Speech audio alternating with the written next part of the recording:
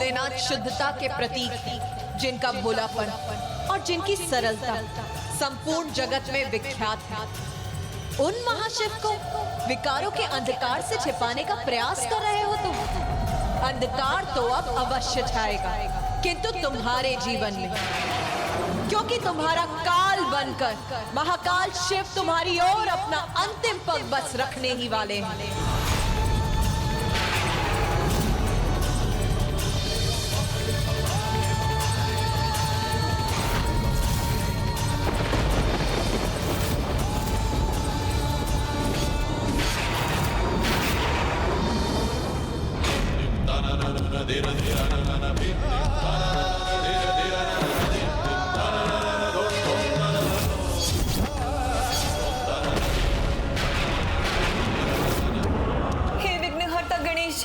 भयंकर अनर्थ होने वाला है। अब आप ही कुछ कीजिए, इस संसार के विघ्न को दूर कीजिए विघ्नहर्ता गणेश जी।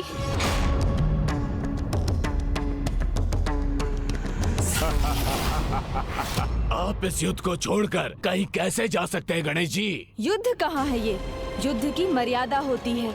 गुप्त रूप से किए गए छल को युद्ध नहीं कहा जाता, और शंखचूड़ के आदेश पर तुमने तो मात्र छल किया है। युद्ध करने का साहस नहीं है तुम में। छल ही तो हम असुरों का बल है गजानन, और मर्यादा भंग करना हम असुरों का स्वभाव। और अब प्रश्न है मेरे पिता के वध के प्रतिशोध का, जो मैं लेके रहूंगा। तब मैं चाहकर भी अपने पिता की सहायता नहीं कर सका था। आज मैं आपको आपके पिता की सहायता करने नहीं दूंगा। जब तक मैं चाहूँ यही रुकना होगा आपको।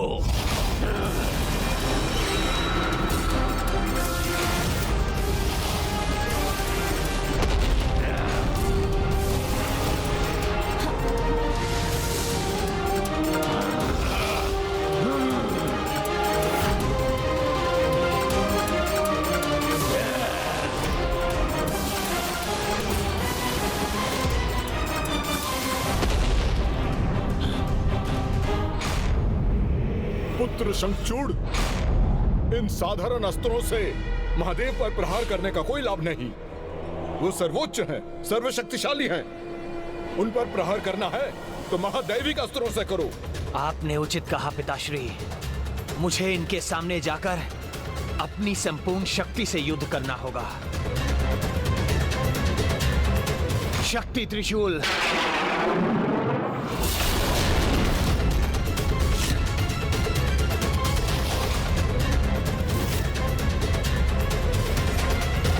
दुष्ट असुर मेरे प्रभु के विरुद्ध मेरे ही अस्त्र का प्रयोग करने जा रहा है।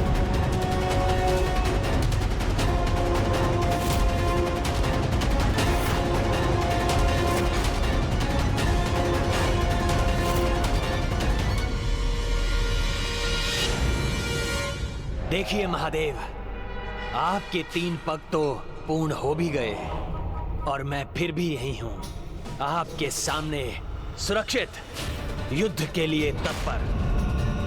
अब समय व्यर्थ मत कीजिए, क्योंकि अभी युद्ध विराम का समय नहीं हुआ है।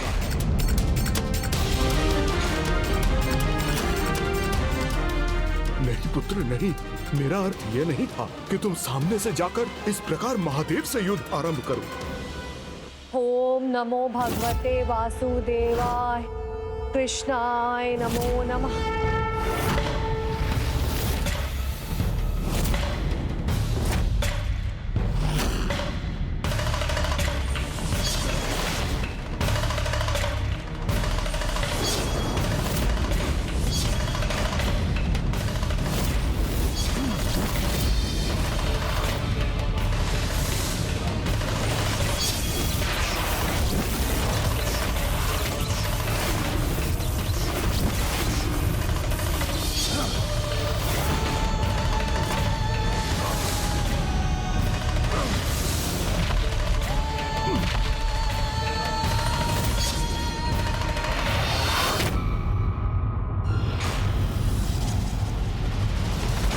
महादेव, अपने वारों से आप मुझे आहत नहीं कर सकेंगे।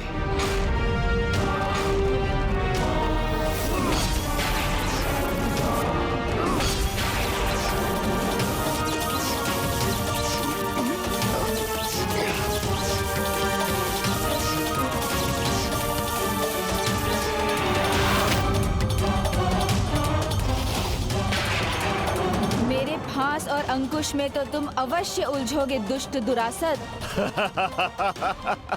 नहीं गणेश जी, अभी तो आप मेरे प्रहारों में उलझेंगे।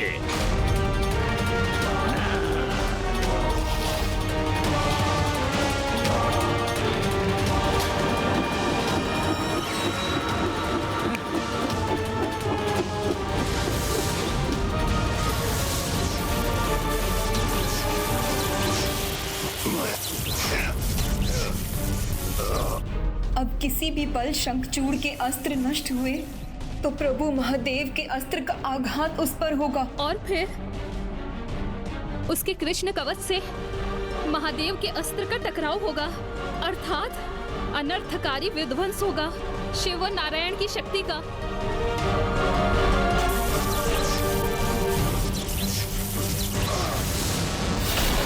महादेव, शंखचूड़ कोई साधारण असुर नहीं है, महाबलशाली हूँ मैं, स्वीकार कर लीजिए और मेरे आगे झुक जाइए। शंखचूड़, बहुत हुआ तुम्हारा तो साहस। अब तुम मेरे क्रोध का सामना करो।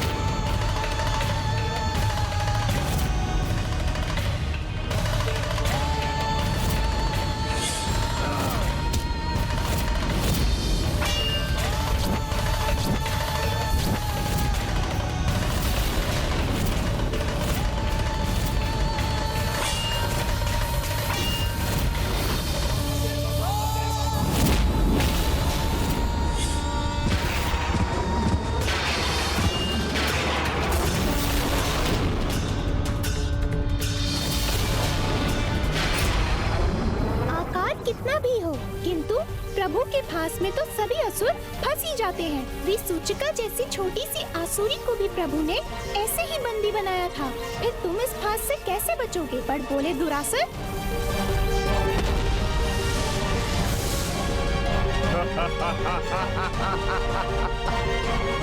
लीजिए गणेश जी, द्रव्य रूप में तो मैं आपके पास से भी बच गया।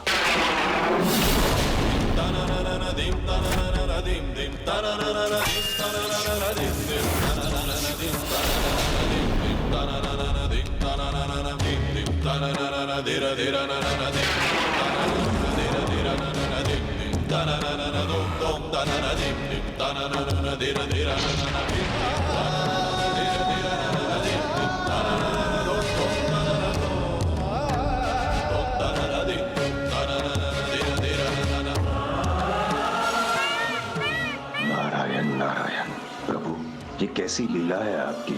इस विध्वंस को होने से रोक लीजिए प्रभु।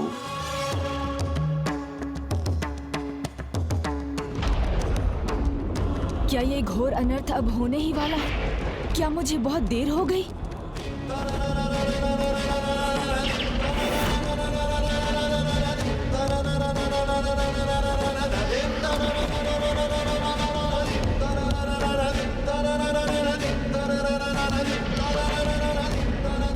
नमो भगवते वासुदेवाय कृष्णाय नमो नमः। ओम नमो भगवते वासुदेवाय कृष्णाय नमो नमः। ओम नमो भगवते वासुदेवाय कृष्णाय नमो नमः।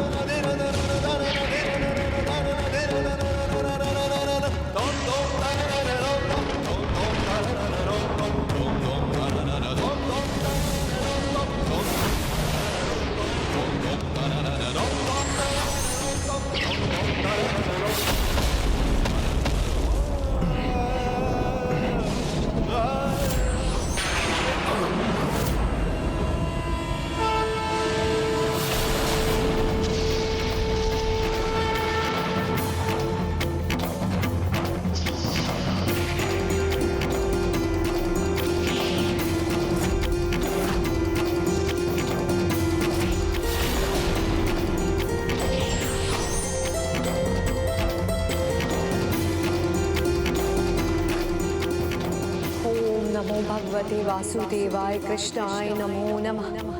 ओम नमो भगवते वासुदेवाय कृष्णाय नमो नमः। ओम नमो भगवते वासुदेवाय कृष्णाय नमो नमः। मेरी तुलसी, उसका पतिव्रत मेरी सुरक्षा है, मुझे कुछ नहीं होगा।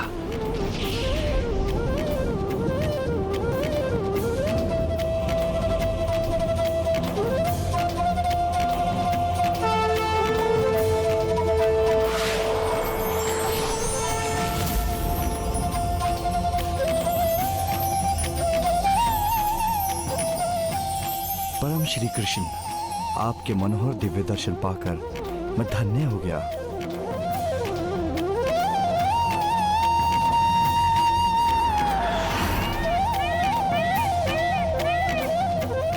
ओम नमो भगवते वासुदेवाय।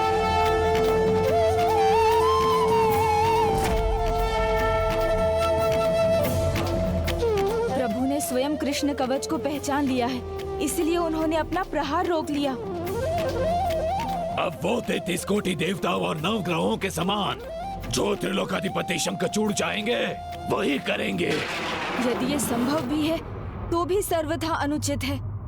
लीजिए महादेव, शंखचूड़ पुनः युद्ध के लिए प्रस्तुत है।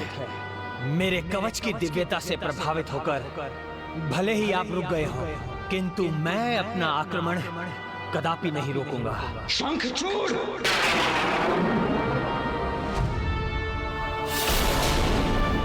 कुमार कार्तिकेय, आप तो युद्ध के नियम भली भांति जानते हैं। जब तक एक योद्धा दूसरे योद्धा को पराजित नहीं करता, तब तक तीसरे योद्धा का हस्तक्षेप अनुचित है। और अभी तो 2 महान योद्धाओं के मध्य युद्ध हो रहा है, इसलिए ना कुछ कहिए और ना कुछ कीजिए।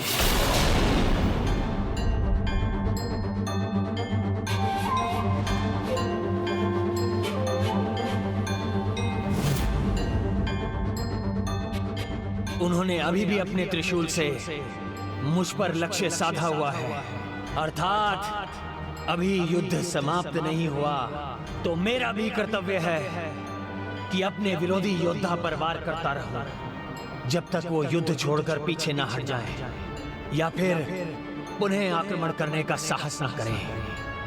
नहीं पुत्र कार्तिकेय, इस युद्ध में तुम्हारा हस्तक्षेप करना इस युद्ध की मर्यादा को भंग करेगा। इस युद्ध में किसी भी अन्य योद्धा का उनका साथ देना महादेव का अपमान होगा।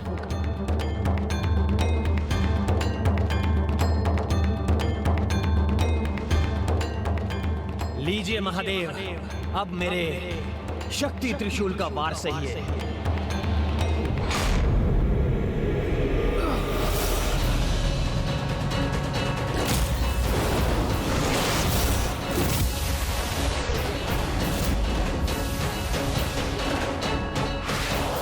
नहीं, ये सर्वथा अनुचित है।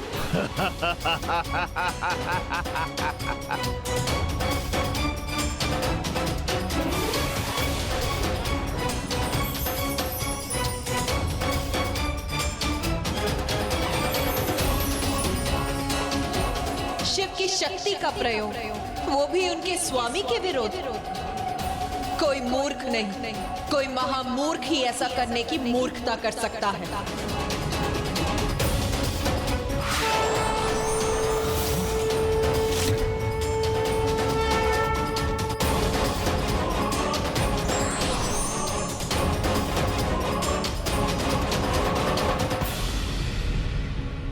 शक्ति अस्त्र का लाभ नहीं हुआ तो क्या हुआ, मेरे पास अभी कहीं अधिक शस्त्र शेष हैं। बार बार मूर्खता क्यों कर रहे हो तुम शंखचूड़?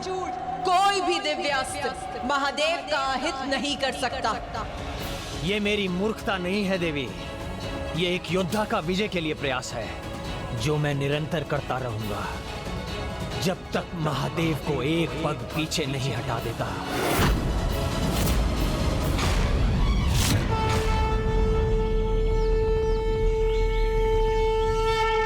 दुष्ट की दुष्टता चरम पर पहुंच गई है, इसे कैसे रोकूं मैं? आपका ये कष्ट मेरे आनंद को बहुत बढ़ा रहा है गणेश जी। पर्वत अस्त्र।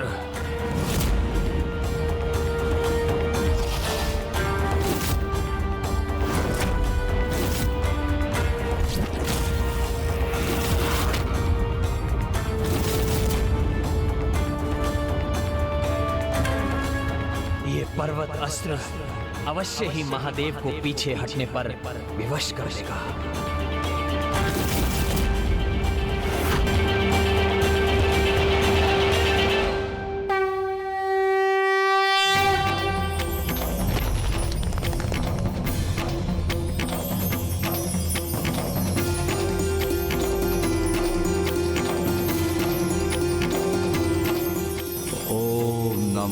वासुदेवाय। ओम नमः शिवाय। ओम नमो वासुदेवाय। ओम नमः शिवाय। चंद्र अस्त्र।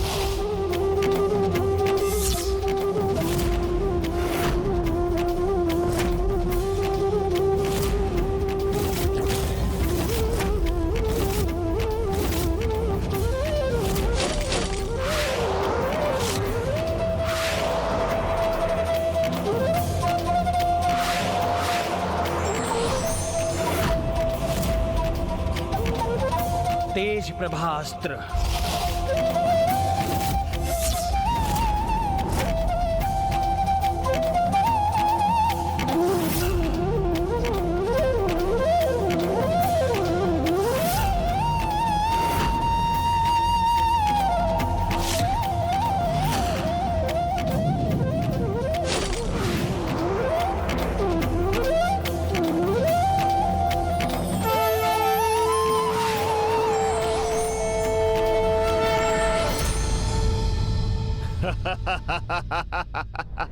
आपको पीड़ा में देखकर कितना आनंद आ रहा है इस दुरासत को, इसका अनुमान भी आप नहीं लगा सकते।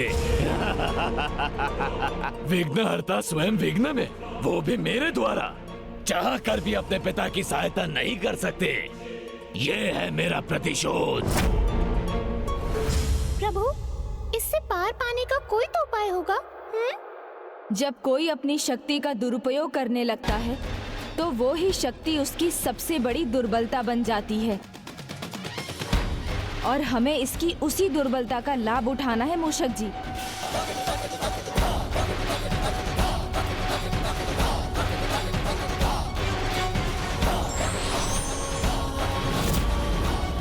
अग्नि अस्त्र। क्या लगता है आपको आपका अग्नि अस्त्र मुझे हानि पहुंचा सकेगा? नहीं गणेश जी, नहीं। मैं जल बनकर आपके अग्नि अस्त्र को बुझा दूंगा।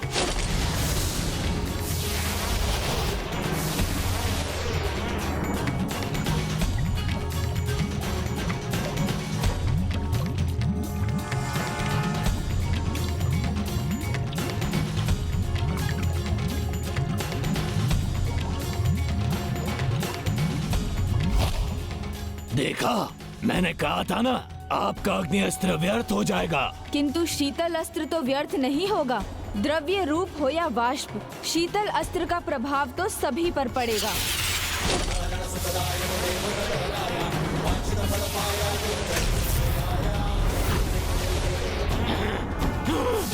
छल है ये, आपको छल शोभा नहीं देता विघ्नहर्ता गणेश जी। किंतु जो भी है, जैसे ही आपके शीतल अस्त्र का प्रभाव कम होगा, मैं फिर से पिघल जाऊंगा, और अब मैं आपको कुछ नहीं करने दूंगा। नहीं दुरासद, तुम्हें पिघलने का अवसर नहीं दूंगा। मैं तुम्हें उठाकर इस ब्रह्मांड के ही बाहर फेंक दूंगा। यो उचित नहीं है। नहीं, आप ऐसा नहीं कर सकते। मैंने कहा था ना